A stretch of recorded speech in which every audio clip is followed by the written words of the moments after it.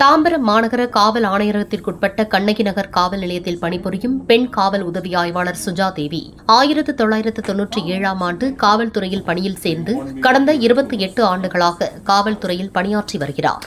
காவல்துறையில் 28 ஆண்டுகளில் பல வழக்குகளை இவர் சந்தித்துள்ளார். காவல்துறையில் இவர் கடந்து வந்த அனுபவத்தை வைத்து ஒரு புத்தகத்தை எழுதியுள்ளார். அதற்கு தேவதை என்று பெயர் சூட்டியுள்ளார். இவர் எழுதிய புத்தகத்தில் குழந்தை, பெண்கள் நலன், கல்வி, காதல், குடும்பம், சமூகம், பாசம், கிரைம் போன்ற 17 சிறுகதைகளை அனைத்து தரப்பினருக்கும் பிடிக்கும் வகையில் எழுதியுள்ளார்.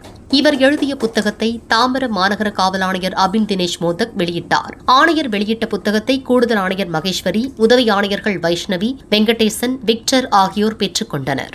இந்த நிகழ்ச்சியில் தாம்பரம் மாநகர காவல் ஆணையர் பேசும்போது, இதுபோன்ற கருத்துள்ள புத்தகங்களை எழுதி வெளியிடுவதற்கு காவல்துறையில் இருப்பவர்கள் முன்வர வேண்டும் என்று தெரிவித்தார். வருங்கால இளைஞர்களுக்கு பயன்பெறும் வகையில் பல புத்தகங்களை எழுதுபவர்களுக்கு காவல்துறை என்றும் உறுதுணையாக இருக்கும் என்றார்.